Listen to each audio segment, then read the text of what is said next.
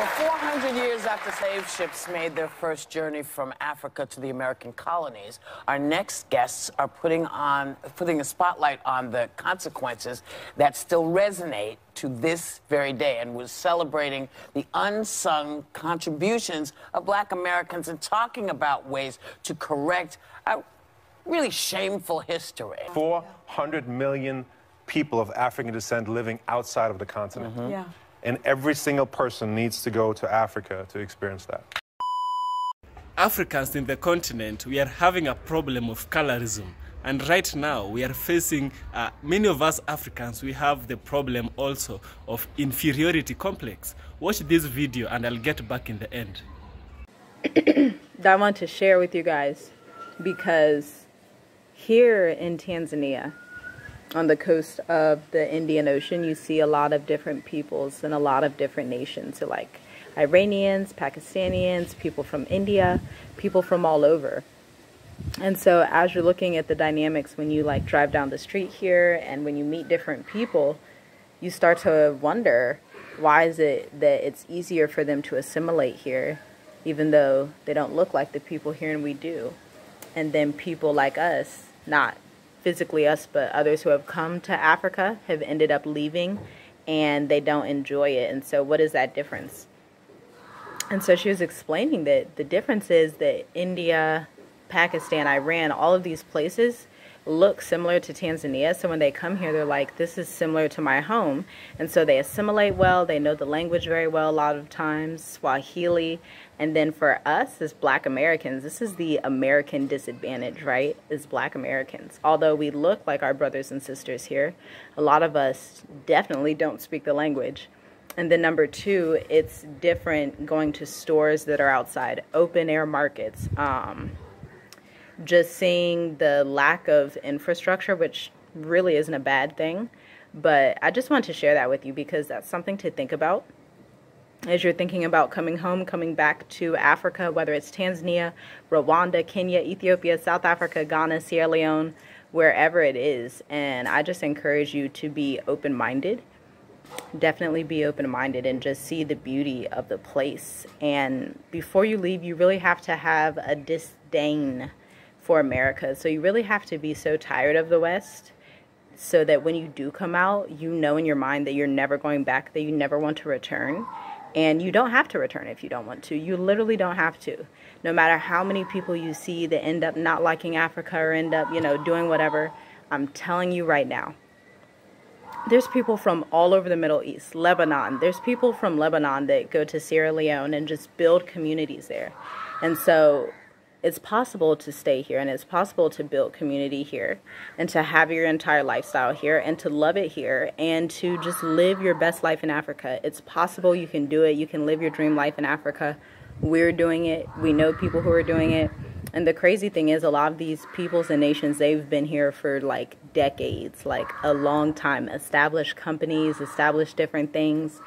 And I just really, really, really hope that our people can start to do that too, all over Africa, not just specifically in Tanzania, in Sierra Leone, in Nigeria, wherever. Because Africa is truly gorgeous, y'all. Like, let me just show you my view. This is my home. This is my view. I come up here to work during the day if I'm doing campaigns in the daytime.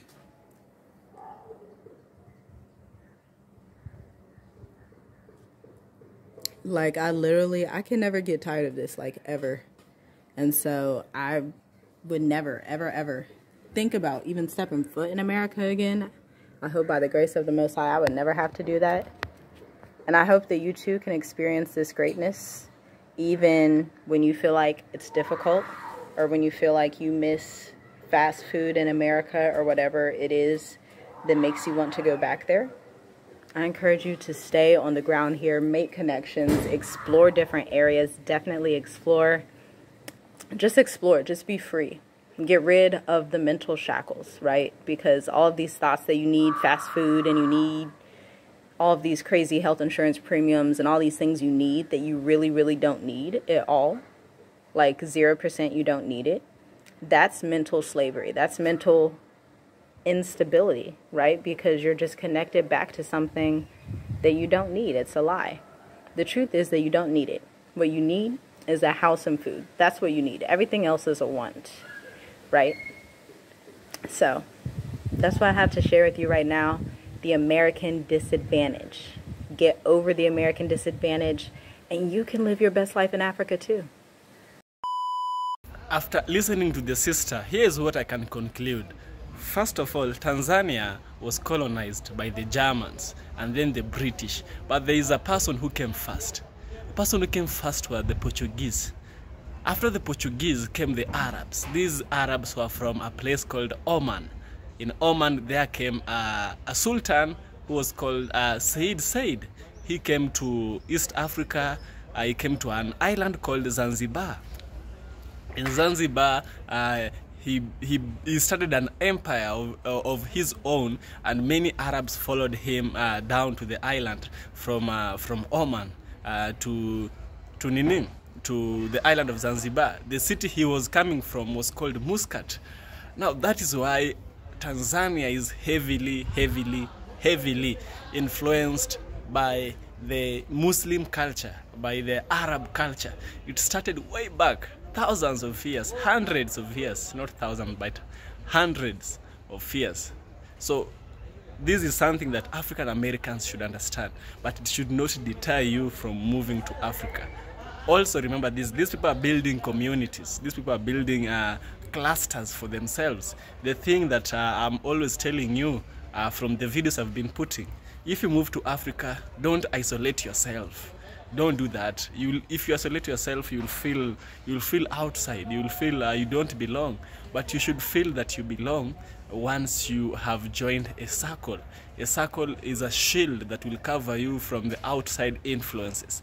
You will not feel alone. You will not even have the thought of moving back to Babylon, yeah, to the United Snakes of America. You will not think of going back there. But what you will think of is staying in Africa. Once you realize that you need yourself as a community, you don't need yourself single-handedly. Also, just know some locals. Make friendship with the local. The local will help you easily navigate and easily assimilate into the African culture that of the country you are joining. And so when these people move here, there's how Africans classify them. They put the European first, they put the Arab second, and then they put the Black American third. And then the last person who is put in the pedestal is the Africans, and this is their own country. If there is a method, if there exists anything like a hierarchy, then I think Africans should come first, because it is their country. You can't be the owner of the house to where you are hosted. The owner of the house, their interest will always come first. In many cases, Africans, we are facing these problems because we have this inferiority complex that has been put to us by the Western media. The Western media has tried to portray Africans as poor. We always need the help. Yeah, we are poor, we need the help. But we also have some good in us. We should not look down upon ourselves thinking that we cannot achieve nothing by ourselves. No. We need help just like any other person needs help. But this does not place us at the mercies of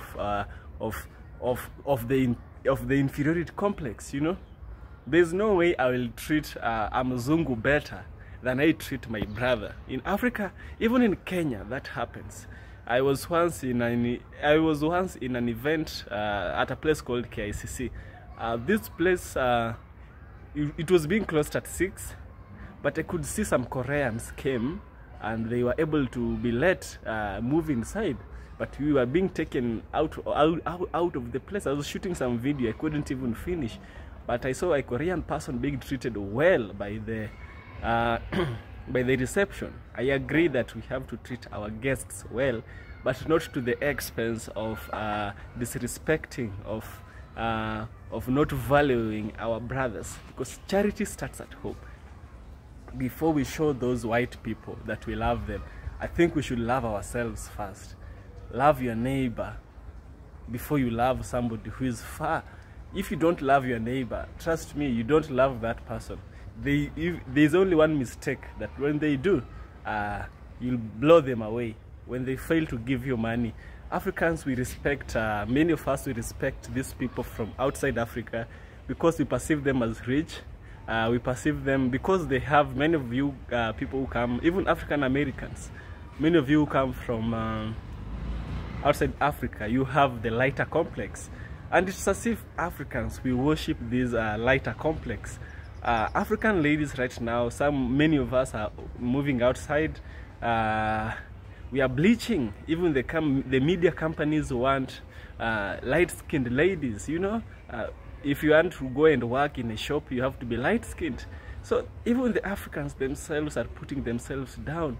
We want to be white as possible, as white as we can get. The Africans are pushing the agenda of the West towards us. The agenda of racism, the agenda that the black color is not a good color, the white color is the good color. No, no, no. We shouldn't do that. It all starts with us. We should firstly, accept our ladies the way they are. We don't need to classify a beauty is not does not need to be classified as brown is better than black, or chocolate is better than which color. No, we should value our color. Africans, we are black. We are black, and we should value this black color. I'm so sorry for those ladies who think being brown will elevate them to some level, because you can be black and you bleach yourself to be white. But if you give a child, if you give birth to a child, the child will be black. There are some things you can't change. You can't bleach your DNA. You can't bleach that. And I'm not against these ladies. I'm against the people who forced these things upon us. Another thing is the inferiority complex of Africans. We feel like we are so poor, and we need these people, that if we do well to them, they'll give us some money, of which we are just pretending. We're just pretending. We should be careful with each other, love each other before we love that person from outside. Love your neighbor. Love your African neighbor before you love your white neighbor miles away. Love them. Don't say you can't date black people, that you only want white people. You yourself are black. When you say that you don't value yourself, let it be that you value black people, but you also found a partner who is white and you fell in love. But don't classify people that you can't date black people. You can only date white people. That one you already you are already propagating the idea of the African inferiority complex. You're already doing that. We have these problems. I can't blame us. I can blame those who started it. The colonizers put this on us. Our children are born on this. So we need to educate our children very, very hard, and teach them how to appreciate the African color, because no any other complexion is strong like the African complexion. No. Africans were the first humans. We are the first humans. Life came from Africa. If there's people who the world should emulate, is Africans. It should not be the other way around. No, it shouldn't be that way.